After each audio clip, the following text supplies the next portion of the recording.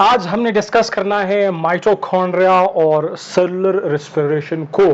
Remember guys, इसी एक ही lecture में आप लोगों ने क्या क्या सीखना है, माइटोकॉन्ड्रिया का स्ट्रक्चर, इनके फंक्शंस और फिर उसका सेलुलर रेस्पिरेशन।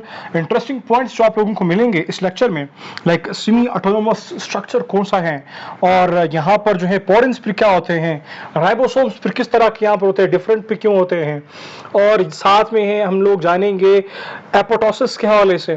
तो बहुत इंटरेस्टिंग पॉइंट्स इस लेक्चर में इंक्लूड होंगे और भी बहुत कुछ होगा, तो वो सब कुछ हम जानेंगे। Electron transport chain, FAD, aerobic respiration, anaerobic respiration, उनके थोड़े से डेंट, मतलब इस लेक्चर में बहुत कुछ डिस्कस होने वाला है। आपने सिर्फ क्या करना है, तवज्जो देनी है, कंसंट्रेशन देना है, ताकि आप लोगों को ये पूरा लेक्चर जो है वो समझ आ सके। मतलब एक ही लेक्चर में बहुत सारे कंसेप्ट जो एक दूसरे के साथ जुड़े हुए हैं। स्टार्ट करते हैं माइटोकॉन्ड्रिया के स्ट्रक्चर से। स्ट्रक्चर बहुत ही सिंपल सा है। हम कहते हैं ना, मेम्ब्रेन बॉन्डेड ऑर्गेनेलीज होते हैं, ऐसे ऑर्गेनेलीज जिनके ऊपर मेम्ब्रेन होता है। तो माइटोकॉन्ड्रिया उनमें से एक है जिसके ऊपर दो मेम्ब्रेन है, मतलब जो दो मेम्ब्रेन के ऊपर जो है बना हुआ है। एक है इंटरनल मेम्ब्रेन, दूसरा है एक्सटर्नल मेम्ब्रेन। तो ये जो एक्सटर्नल मेम्ब्रेन है या जो आउटर मेम्ब्रेन है, इसको जो है ये असल में फ्रीली परमेबल होता है। बहुत सारे स्मॉल पार्टिकल जितने भी हैं उनके लिए फ्रीली परमेबल है, मतलब वो बाहर से अंदर आ सकते हैं माइटोकॉन्ड्रिया को। और लार्ज पार्टिकल्स के लिए उसको चाहिए होते हैं कुछ खास प्रोटीन्स जो जिनको बोलते हैं पोरेंस। ओके, और ये खास पोर होते हैं जिसके थ्रू फिर लार्ज पार्टिकल जा सकते हैं। रिमेंबर, स्मॉल पार्टिकल्स जा सकते हैं, लेकिन थोड़े से अगर पार्टिकल्स लार्ज हो जाते हैं उनको जाने के लिए फिर प्रोटीन का सहारा लेना पड़ता है। तो ये थोड़ी सी अंडरस्टैंडिंग रिगार्डिंग द स्ट्रक्चर हुआ, एक्सटर्नल जो आउटर और स्ट्रक्चर है। और फिर उसके बाद जो है इंटरनल स्ट्रक्चर है। इंटरनल स्ट्रक्चर जो है वो इंटरनल मेम्ब्रेन इसको बोलते हैं, ये आउटर मेम्ब्रेन है, फिर उसके बाद इंटरनल मेम्ब्रेन है। वो जो इंटरनल मेम्ब्रेन है वो असल में एक तरह से फोल्डेड है, उन फोल्ड्स की वजह से उसको बोलते हैं क्रिस्टे। बहुत सारे फोल्ड्स है, क्रिस्टे, एक क्रिस्टा, क्रिस्टे मतलब यहाँ पर फोल्ड्स होते हैं। ये फोल्ड्स इसलिए दिए गए ताकि जो है एक बहुत ज्यादा सरफेस एरिया बन सके। रिमेंबर गाइस, अगर मैं इस मेम्ब्रेन को उठाऊं, इसको स्ट्रेच करूं तो ये बहुत ज्यादा जगह घेरेगा, लेकिन अगर मैं इसको फोल्ड करूं तो बहुत ही कम जगह घेरेगा। सिंपल सी बात है, अगर आपके पास कपड़े होंगे तो कपड़ों को सिर्फ फेंको जमीन के ऊपर तो बहुत ज्यादा एरिया जो है वो कवर करता है, लेकिन अगर आप उसको लपेटते हैं, समेटते हैं, तो वो थोड़ा सा एरिया कवर कर लेता है। और लेकिन मतलब ये कि कवर करता है। और वही बात यहाँ पर भी है, यहाँ पर असल में ये जगह कम घेरेगा, लेकिन इसके ऊपर जो होने वाले काम है उनके लिए जो है ये सरफेस एरिया बढ़ जाएगा। और इसकी जो दूसरी बात है रिगार्डिंग दिस इंटरनल मेम्ब्रेन, उसकी बात ये है कि ये सिलेक्टिविटी प्रोवाइड करता है चीज़ों को जाने के लिए, मतलब ये सिलेक्टिवली परमेबल है। आउटर जो है वो फ्रीली परमेबल है, स्मॉल के लिए, लार्ज के लिए प्रोटीन्स होते हैं, पोरेंस फोर्स होते हैं जिनके थ्रू फिर पार्टिकल जाते हैं। लेकिन जो इंटरनल है क्रिस्टी, उनके ऊपर क्या है, वो सिलेक्टिवली परमेबल है, सिलेक्शन करता है चीज़ों को अंदर आने के लिए। और फिर उसके बाद जो है इसके अंदर जो खाना बनता है, जो जगह बनता है, उसको बोलते हैं मैट्रिक्स, उसको बोलते हैं एरिया या मैट्रिक्स। उसके अंदर हमारे पास इस माइटोकॉन्ड्रिया का अपना न्यूक्लियस होता है। क्या? माइटोकॉन्ड्रिया का अपना न्यूक्लियस होता है, और इसका अपना ही सर्कुलर डीएनए भी होता है। इसके अंदर सर्कुलर डीएनए भी इसके अंदर होता है अपना। और फिर उसके साथ साथ जो है इसके अपने एंजाइम्स हैं, लाइक एटीपी सिंथेज एंजाइम। हम लोग पढ़ेंगे जब हम इसका जो सेलुलर रेस्पिरेशन है या जो आप लोग कह दीजिएगा जो फंक्शन है उसको जब हम पढ़ेंगे तो आप लोगों को बताऊंगा कि एंजाइम्स कौन कौन से हैं और क्या क्या कुछ हैं इसके मेम्ब्रेन के ऊपर, खासतौर पर इंटरनल मेम्ब्रेन की अगर हम बात करते हैं। और यहाँ पर कुछ ग्रेन्यूल्स भी होते हैं। और एंजाइम्स के हवाले से इंपॉर्टेंट पॉइंट F1 पार्टिकल्स, इनको F1 पार्टिकल भी कहते हैं, एटीपी सिंथेज को, ये भी याद करना है। और रिमेंबर इंटरेस्टिंग पॉइंट क्या, राइबोसोम्स जो इसके अंदर हैं वो 55S राइबोसोम्स हैं।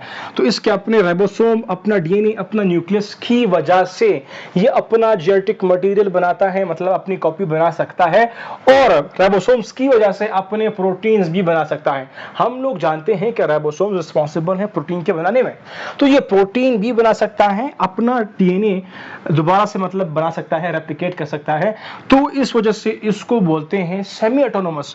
भाई क्वेश्चन बनता है, अगर इसकी अपनी डीएनए भी है, अपना आरएनए वो भी है, न्यूक्लियस भी है और अपना राइबोसोम भी है, तो फिर ये सेमी क्यों लफ्ज दिया गया है? इसको सेमी ऑटोनोमस ऑर्गेनली इसलिए दिया गया है क्योंकि ये जो है अपने जो इनके प्रोटीन्स हैं, ये अगर आप लोग ये एग्जांपल के थ्रू समझ लीजिएगा कि हमारे पास 100 प्रोटीन्स बनाने होते हैं एक परफेक्ट सेल के लिए, एक परफेक्ट ऑटोनोमस बॉडी के लिए। अगर परफेक्ट ऑटोनोमस सेल है वो 100 के 100 बनाएगा प्रोटीन्स, लेकिन ये 100 के 100 प्रोटीन्स नहीं बना सकता। अपने कुछ प्रोटीन्स बना सकता है लेकिन कुछ बना नहीं सकता, तो जिसकी वजह से इसकी जो एबिलिटी है वो थोड़ी सी कम हो गई है, लेकिन फिर भी एबिलिटी है कि अपने प्रोटीन्स बनाए अपने लिए और डीएनए और अपने लिए जो है वो कुछ बना सके, अपनी कॉपी बना सके।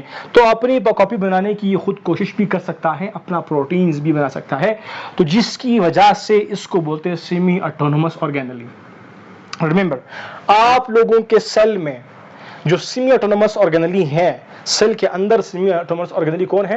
वो है हमारा माइटोकॉन्ड्रिया। रीजन क्या है? रीजन ये है कि इसके अंदर जो है इसका अपना सर्कुलर डीएनए है, इसका अपना एंजाइम्स होते हैं, इसके अपने राइबोसोम्स होते हैं, जिनकी वजह से ये अपने डीएनए और अपना प्रोटीन जो है बना सकते हैं। और ये कंप्लीट मतलब अपने लिए सारी जो इसके रिक्वायरमेंट्स है वो 100% पूरा नहीं कर सकते, जिसकी वजह से इसको नाम देते हैं सेमी ऑटोनोमस ऑर्गेनली। ऑटोनोमस के बजाय सेमी ऑटोनोमस, यानी कि हाफ ऑटोनोमस है। तो यहाँ तक बातें होती हैं तकरीबन रिगार्डिंग स्ट्रक्चर कंप्लीट, और उसके थोड़े से फंक्शंस भी हो गए। लेकिन ओवरऑल माइटोकॉन्ड्रिया का फंक्शन क्या है? ये स्टोर करता है कैल्शियम को, और ये एपोप्टोसिस भी करता है। इसको हम लोग एपोप्टोसिस भी पढ़ते हैं, एपोप्टोसिस और एपोप्टोसिस। प्रोग्राम सेल डेथ भी करवाता है कौन? हमारा माइटोकॉन्ड्रिया। और रिमेंबर, हीट ये प्रोवाइड करता है। हम जानते हैं कि heat is a form of energy, तो मतलब ये कि एनर्जी भी ये प्रोड्यूस करता है। How the mitochondria is producing the energy? A question, how mitochondria is producing energy. Second question, what is cellular respiration? Third, what is electron transport chain? 3 questions बनते हैं। नंबर 1 हमारे पास क्या है? How the energy is produced. Number 2, what is cellular respiration. Number 3, what is electron transport chain. How ATP is produced? ये 3 questions अगर आप लोगों के पास आएंगे, how ATP is produced, how cellular respiration takes place, how electron transport chain is doing its job, or what is electron transport chain in the cell। तो ये बातें जो हैं अगर आप लोगों से क्वेश्चन पूछे जाएंगे, इन सब क्वेश्चन का यही जवाब है, सिंपल और इंटरेस्टिंग होने वाला है। आप उससे तवज्जो कीजिएगा, इंटरेस्ट अभी आप लोगों का बढ़ेगा, क्योंकि इंफॉर्मेशन जो है वो हम सीक्वेंस वाइज आप लोगों को प्रोवाइड कर रहे हैं। सेलुलर रेस्पिरेशन की अगर बात करते हैं, सेल में रेस्पिरेशन होना, रेस्पिरेशन के हवाले से हमने अलग से एक वीडियो बनाई थी।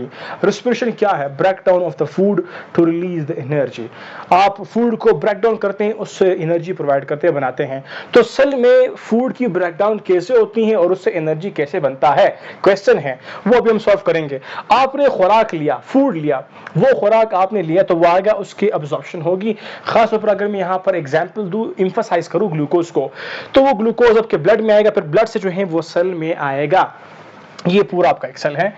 तो सेल में आने के बाद ये क्या करेगा? साइटोप्लाज्म में पहुंचेगा। Cytosol, soluble part of the cell जो है उसको बोलते हैं साइटोसोल। तो यहाँ पर सोलुबल पार्ट में ये ग्लूकोज आकर के आ जाएगा और उस ग्लूकोज की ग्लाइकोलाइसिस होगी, ब्रेकडाउन ऑफ द ग्लूकोज होगा। यहाँ पर ऑक्सीजन इन्वॉल्व नहीं होगा, एनारोबिकली जो है वो ग्लूकोज टूटेगा। ग्लूकोज हमारे पास 6 कार्बन पर मुश्तमिल है, लेकिन वो टूटेगा 2 पार्ट्स में। C3 यहाँ पर एक कंपाउंड बनेगा जिसको बोलते हैं पायरुवेट। ग्लूकोज से पायरुवेट बनेंगे। पायरुवेट कैसे बना? एनारोबिकली बना। एनारोबिक का मतलब है कि यहाँ पर ऑक्सीजन का यूज नहीं हुआ है। यहाँ पर बनने के बाद रिमेंबर गाइस, यहाँ पर ऑक्सीजन यूज नहीं हुआ, लेकिन यहाँ पर भी जो है ब्रेकडाउन हो गई है। तो जब भी ब्रेकडाउन होती है, ये हमारे पास रूल है कि थोड़ा सा एनर्जी जो है वहां पर प्रोड्यूस होता है। अप्रॉक्स 2 ATP जो है वो यहाँ पर बनते हैं।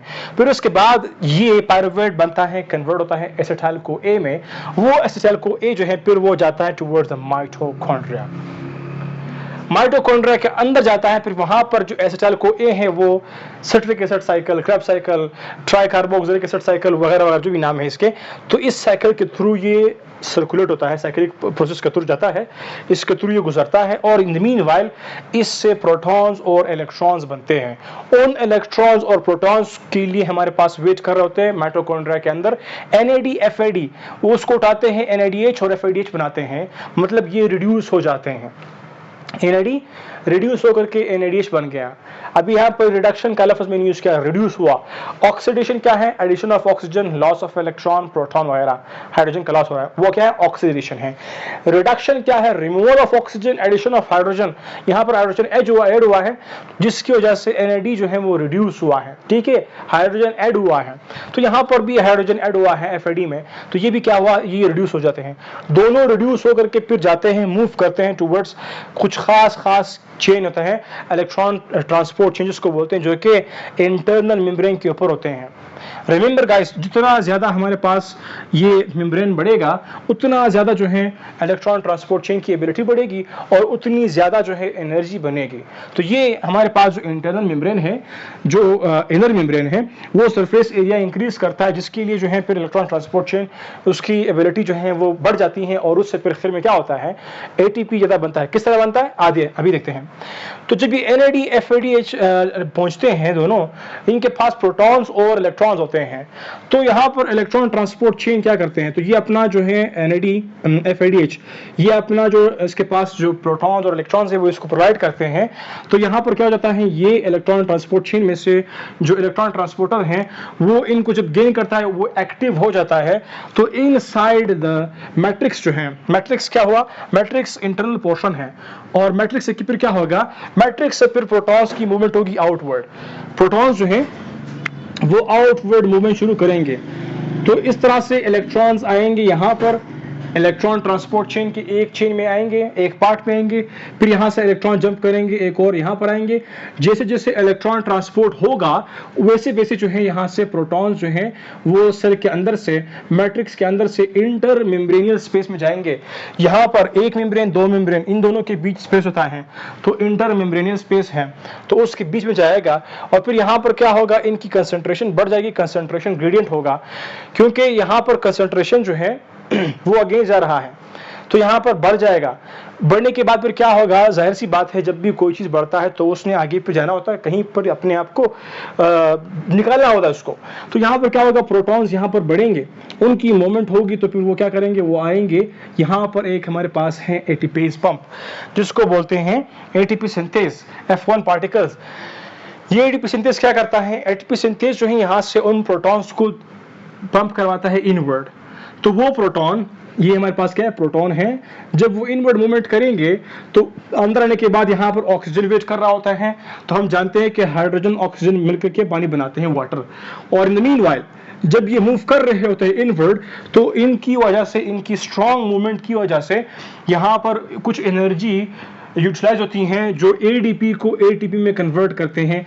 इस तरह से हमारे पास ATP जो है वो बनता है, एनर्जी बनता है, जिसकी वजह से ये हमारे पास जो है फिर power house of the cell कहलाता है, क्योंकि ये रिस्पॉन्सिबल है एनर्जी बनाने में। और रिमेंबर गाइस, माइटोकॉन्ड्रिया के अंदर जो भी स्टेप्स होते हैं, यहाँ पर ऑक्सीजन की इन्वॉल्वमेंट आप लोग देख रहे हैं, यहाँ पर है और यहाँ पर भी होती है, क्रेब्स साइकिल में भी होती है। तो ये ऑक्सीजन की इन्वॉल्वमेंट की वजह से ये रिस्पिरेशन क्या है? ये एरोबिक है और ये एनारोबिक है। तो सेल के अंदर एनारोबिक और एरोबिक दोनों रेस्पिरेशन होते हैं। रेस्पिरेशन क्या है? Break down of the food to release the energy. Break down of the food हुआ, यहाँ पर भी एनर्जी रिलीज हुआ, यहाँ पर मजीद break down of the food हुआ, मजीद एनर्जी रिलीज हुआ। यहाँ पर अप्रॉक्स 34 और 36 ATP बनते हैं। कितने बनते हैं? 34 36, आप लोग बताओ कमेंट बॉक्स में। इतना तो आप लोगों ने भी पढ़ा होगा।